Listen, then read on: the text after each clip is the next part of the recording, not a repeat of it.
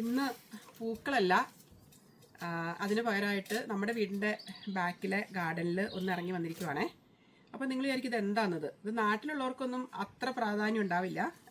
ഇത് നമ്മുടെ UK-യിലുള്ളവർക്കും പ്രവാസികളായിട്ട് ജീവിക്കുന്നവർക്കൊക്കെ ഇത് ഭയങ്കര ഒരു അമൂല്യമായ നിധിയാണിത്. ഇത് കറിവേപ്പിലയാണ് കേട്ടോ. ഇത് ഒരുപാട് പ്രാവശ്യം നാട്ടിൽ നിന്ന് കൊണ്ടുവന്നെങ്കിലും നമുക്ക് അത് പിടിച്ച് കിട്ടിയിട്ടില്ല. ഇപ്പോൾ ഒരു 3-4 വർഷമായിട്ട് ഇത് 2 തൈയുണ്ട്. എനിക്ക് ഇവിടുന്ന് UK-യിൽ നിന്ന് എൻ്റെ കൂട്ടുകാരികൾ തന്നിരുന്നു. അതുകൂടാണ്ട് നാട്ടിൽ നിന്നും കൊണ്ടുവന്നു. അപ്പോൾ ഇത് 2 എണ്ണം പിടിച്ചിട്ടുണ്ട്. പക്ഷേ ഇത് 2 എണ്ണം ആക്കി നമ്മൾ ചട്ടിയിൽ വെക്കാനായിട്ട് പേടിയാണ്, ഇത് പോകുമെന്ന് വിചാരിച്ചിട്ട്. ഇത് ശരിക്കും പറഞ്ഞിട്ടുണ്ടെങ്കിൽ വിൻ്റർ ടൈമിൽ ആകുമ്പോഴത്തേക്കും ഇതിൻ്റെ ഇലകളെല്ലാം പൊഴിഞ്ഞ് വെറും ഒരു ചെറിയൊരു സ്റ്റെമ്മായിട്ട് നിൽക്കും. ഞാനതപ്പോൾ ഒന്ന് മുറിച്ച് വെക്കും. ഈ സമ്മർ ടൈമിലാവുമ്പം ഇത് പതുക്കെ പതുക്കെ പതുക്കെ കിളുത്ത് വരും. ഇത് ഞാൻ വെക്കുന്ന സ്ഥലത്തുനിന്ന് ഞാൻ മാറ്റാറേ ഇല്ല. ഇത് ഞാൻ വെക്കുന്നത് നമ്മുടെ വീടിനകത്ത് നമുക്ക് ഹീറ്റിംഗ് സംവിധാനം ഉണ്ടല്ലോ, അതിൻ്റെ മുകളിലൊരു ജനലുണ്ട്. ആ ജനലിൻ്റെ അവിടെയാണ് വെക്കുന്നത്. ഇതിനു മുൻപ് എന്ത് സംഭവിച്ചെന്ന് വെച്ചിട്ടുണ്ടെങ്കിൽ നല്ല വെയിൽ വരുമ്പം ഞാനിതെടുത്ത് പുറത്ത് വെക്കും. പക്ഷെ അതൊക്കെ വാടിപ്പോയി. അപ്പം നിങ്ങൾക്ക് ആർക്കെങ്കിലും കരിവേപ്പില വളർത്തണമെന്നുണ്ടെങ്കിൽ നാട്ടിൽ നിന്ന് കൊണ്ടുവന്നിട്ടുണ്ടെങ്കിലോ അല്ലെങ്കിൽ എവിടെയെങ്കിലും കിട്ടുവാണെന്നുണ്ടെങ്കിൽ നമ്മുടെ വീട്ടിൽ ഹീറ്റിംഗ് സംവിധാനം ഉള്ളതിൻ്റെ അടുത്ത് വെക്കണം. അവിടെ നിന്ന് ഒരു തരത്തിലും ഇത് മാറ്റി വേറെ സ്ഥലത്തേക്ക് മാറ്റരുത്. പിന്നെ അതിനിടയ്ക്ക് വെള്ളം തളിച്ചു കൊടുക്കുന്നു. പിന്നെ എപ്പോഴും പോയി നമ്മൾ ഇല എടുക്കില്ല. ഇത് ഇല എടുക്കാനായിട്ട് തോന്നുന്നുണ്ട്, പക്ഷെ ഞാൻ എടുക്കാറില്ല, പേടിച്ചിട്ട് ഇതെങ്ങാനും പോരുമെന്ന് വിചാരിച്ചിട്ട്. കുറച്ചും കൂടി ആയി കഴിയുമ്പോൾ ഇല എടുക്കും. ഇതിൻ്റെ ഇലയ്ക്ക് ഭയങ്കര ഇപ്പം തന്നെ ഒരു നല്ലൊരു സുഗന്ധമാണ് ഇതിനെ. ആ ഒരു കരിവേപ്പില എന്ന് പറയുമ്പോഴത്തേക്കും ഇവിടെ എനിക്ക് തോന്നുന്നു എല്ലാ അമ്മമാർക്കും ഏറ്റവും പ്രിയപ്പെട്ടതാണിത്. ഇത് ഞാൻ വളർത്തുന്ന രീതി, ഇതിപ്പം ഒരു ഈ സമയത്ത് ഞാനിതിങ്ങനെ മണ്ണ് ഇങ്ങനെ കുറച്ച് ഞാൻ മാറ്റി വെച്ചിട്ടുണ്ട്. എന്നിട്ട് ശരിക്കും ഒന്ന് ഇളക്കി കൊടുക്കും മണ്ണ്. എന്നിട്ട് ഞാനിപ്പോൾ കൊടുക്കുന്ന വളം ഇത് മുട്ടയുടെ തൊണ്ടും ചായപ്പൊടിയും കൂടി പൊടിച്ച് വെച്ചിരിക്കുന്നതാണ്. അതിങ്ങനെ കുറേശ്ശെ ഇട്ട് കൊടുക്കും. ഒരുപാട് ഇടയും വേണ്ട കേട്ടോ, ഒരു 1-2 സ്പൂണൊക്കെ ഇട്ടാൽ മതിയായിരിക്കും. ചിലർ നാൾ പറഞ്ഞു ഞാൻ വളരെ പിശുക്കിയാണ് വളം ഇടുന്നത്. എനിക്ക് കൂടുതൽ വളം ഇടാൻ പേടിയാണ്, ചിലപ്പോൾ കരിഞ്ഞു പോകും. എന്നിട്ട് ഇത് മണ്ണിട്ട് മൂടിയിട്ട് ഇതിൻ്റെ തന്നെ സെയിം മണ്ണിട്ട് നന്നായിട്ട് മണ്ണിടണം. ഇതിപ്പോൾ ഇവിടെ നിന്ന് വാങ്ങിക്കുന്ന മണ്ണാണിതേ. അപ്പോൾ ഇതിനകത്ത് തന്നെ വളമുണ്ട് ശരിക്കും പറഞ്ഞാൽ. അപ്പോൾ ഇതാണ് ഞാൻ സമ്മർ ടൈമിൽ ചെയ്യുന്നത്. അപ്പോൾ ഇങ്ങനെ പിടിച്ച് കിട്ടിയിട്ടുണ്ട്. ആർക്കെങ്കിലും ഇതിൻ്റെ വളം വേറെ എന്തെങ്കിലും അറിയാമെങ്കിൽ, ഇവിടെ നമ്മുടെ പ്രവാസിയായിട്ട് നമുക്ക് വളർത്തുമ്പം വളങ്ങൾ വേറെ എന്തെങ്കിലും അറിയാമെങ്കിൽ ഒന്ന് പറയൂ കേട്ടോ. എന്നിട്ട് ഞാൻ ഈ അല്പം വെള്ളം കൂടി തളിച്ചു കൊടുത്ത്, അപ്പം നിങ്ങളുടെ കൂടെയാണ് ഇപ്രാവശ്യത്തെ വളവും ഒക്കെ കൊടുത്തിരിക്കുന്നത്. എല്ലാ വർഷത്തേക്കാളും കൂടുതൽ തഴച്ച് വളരട്ടെ അല്ലേ. കണ്ടോ എൻ്റെ കരിവേപ്പില ഇത്ര ആയിട്ടുണ്ട്, 2 എണ്ണം ഉണ്ട്. ഇഷ്ടമായോ? ഇതെന്താണെന്ന് നിങ്ങൾക്ക് മനസ്സിലായോ? എനിക്ക് തോന്നുന്നു ഇത് കൂടുതൽ എല്ലാവരും ചെയ്തു തുടങ്ങിയത് നമ്മുടെ കോവിഡൊക്കെ വന്ന സമയത്ത് എല്ലാ വീട്ടമ്മമാർക്കും ഒരുപാട് ടൈം ഉണ്ടായിരുന്നല്ലോ. അപ്പോൾ ആ സമയത്തൊക്കെയാണ് ഞാനിത് ട്രൈ ചെയ്ത് തുടങ്ങിയത്. പിന്നെ ഒരുപാട് വീഡിയോസും കണ്ടിരുന്നു. നിങ്ങളെല്ലാവരും ചെയ്യണതായിരിക്കും, എന്നാലും ഒരു വീഡിയോ ഇടാമെന്ന് വിചാരിച്ചു കേട്ടോ. ഇത് മൈക്രോഗ്രീൻസ് ആണ്.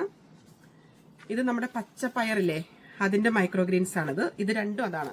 ഇതിപ്പോൾ ഒരു 10-12 ദിവസമായി. ശരിക്കും പറഞ്ഞാൽ ഇന്നോ നാളെയായിട്ട് ഇത് എടുക്കാം. ഇത് നോക്കി നല്ല തഴച്ച് വളർന്നിട്ടുണ്ട്. ഇതിങ്ങനെ എടുക്കുമ്പം ഇങ്ങനെ ഇങ്ങോട്ട് പോരും. ഇങ്ങനെ പോന്നിട്ട് ഇതിൻ്റെ ഇതങ്ങ് മുറിച്ചെടുത്താൽ മതി. ഈ ബേസ് മാത്രം കളഞ്ഞാൽ മതി. അപ്പോൾ ഇത് മൊത്തം നമുക്ക് കിട്ടും. ഇതും നല്ല ഇടതൂർന്ന് വളർന്നിട്ടുണ്ട്. ഇത് പച്ച നിറത്തിലുള്ള പയറാണ്. ഇനി ഇത് ചുമന്ന പയറില്ലേ നമ്മുടെ, അത് ഞാൻ ഇട്ട് നോക്കിയതാണ്. ഒരുമാതിരി വന്നിട്ടുണ്ട്. അത്രയും അങ്ങോട്ട് തഴച്ച് വന്നിട്ടില്ല, എന്നാലും കുഴപ്പമില്ല. ഇത് ആയിട്ടില്ല. ഇതൊരു 7-8 ദിവസമായിട്ടുള്ളത്. ഇതിപ്പോൾ എങ്ങനെ ചെയ്യണമെന്ന് നിങ്ങൾക്ക് എല്ലാവർക്കും അറിയാമായിരിക്കും. എന്നാലും ഞാൻ ചെയ്യുന്ന മെത്തേഡ് ഒന്ന് കാണിച്ചു തരാം കേട്ടോ. ഇതിപ്പോൾ ഞാൻ ഉലുവ ഇതുപോലെ തന്നെ ആക്കി വെച്ചിരിക്കുന്നതാണ്. ഇതിപ്പോൾ ഒരു 2 ദിവസം മുൻപ് കുറച്ച് ഉലുവ എടുത്ത് വെള്ളത്തിലിട്ടു. ഒരു 12 hours കഴിഞ്ഞപ്പം അത് മാറ്റി ഇങ്ങനെ ഒരു പാത്രത്തിലാക്കിയിട്ട് അല്പം വെള്ളം തെളിച്ച് ഒരു ടിഷ്യൂ ഇട്ട് മൂടി വെച്ചു. ഇപ്പോൾ ഇത് കണ്ടത് എല്ലാത്തിനും നന്നായിട്ട് മുള വന്നിട്ടുണ്ട്. നമ്മുടെ നാട്ടിൽ വിത്തൊക്കെ വിതയ്ക്കാനായിട്ട് പോകുന്നില്ലേ, ആ ഒരു പ്രതീതി തോന്നുന്നില്ലേ, വന്നിട്ടുണ്ട്. ഇനി എന്താ ചെയ്യണമെന്ന് വെച്ചിട്ടുണ്ടെങ്കിൽ ഇവിടെ നമുക്ക് ഈസി ആയിട്ട് കിട്ടുന്നത് ടിഷ്യൂ ആണ്. അപ്പോൾ ടിഷ്യൂ എടുത്തിട്ട് ഇങ്ങനത്തെ ഒരു ട്രേ ആണ് ഞാൻ എടുക്കുന്നത്. ഇതൊക്കെ നമ്മുടെ ഇവിടെ മീറ്റ് ഐറ്റംസ് വരുന്ന ഒരു ട്രേ ആണ്. അപ്പം അതൊക്കെ മാറ്റിയിട്ട് കഴുകി വൃത്തിയാക്കിയ ഒരു ട്രേ ആണിത്.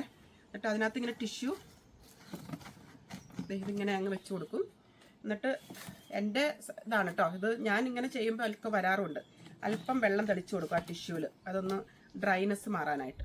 എന്നിട്ട് ഈ മുള വന്നിരിക്കുന്ന എന്താണെങ്കിലും കടല, പയർ, ഉലുവയൊക്കെ ഒരുപാട് നല്ലതാണ്. പക്ഷെ ഉലുവ നമുക്ക് കിട്ടുമ്പം ഇത്രയും പൊക്കം വെക്കില്ല. ഉലുവ ഒരു ഇത്രയും പൊക്കത്തിൽ നിൽക്കുള്ളൂ. പക്ഷെ അതിൻ്റെ സ്വാദ് ഒരുപാടാണ്. അപ്പം ഇതിങ്ങനെ ഇട്ട് കൊടുക്കുക. അല്പം ഇടതൂർന്നിടണേ. ഇങ്ങനെ ഒരെണ്ണമായിട്ട് കിടക്കരുത് കേട്ടോ. വേണ്ട, ഇത്രയെങ്കിലും കട്ട കൂടി കിടന്നാലാണ് നല്ല ഭംഗിയായിട്ട് വരുള്ളത്. ഇനി ഇതുപോലെയാണ് ഞാൻ ചെയ്യണത്. അല്ലെങ്കിൽ കുറച്ചും കൂടി ഇടാം. എന്നിട്ട് ഞാൻ പിന്നെയും ഒരു ടിഷ്യൂ ഇതുപോലെ വെക്കും. കാരണം ഇത് പെട്ടെന്ന് ഡ്രൈ ആവുമേ. ഇങ്ങനെ ഇട്ടിട്ട് അല്പം വെള്ളം ഇതിൻ്റെ മുകളിൽ തളിച്ചു കൊടുക്കും. എന്നിട്ട് സൂര്യപ്രകാശം കിട്ടുന്ന എവിടെയെങ്കിലുമാണ് വെക്കുന്നത്. ഇൻഡോറിലാണ് വെക്കുന്നത്, പുറത്തല്ല വെക്കുന്നത്, ഇൻഡോറിൽ വെക്കും. എന്നിട്ട് എല്ലാ ദിവസവും രാവിലെയും വൈകിട്ടും ഇതുപോലെ വെള്ളം തെളിച്ചു കൊടുത്താൽ മതി. അത് കഴിഞ്ഞ് ഒരു 3-ാം ദിവസമൊക്കെ ആയി കഴിയുമ്പോൾ ടിഷ്യൂ അങ്ങ് മാറ്റും.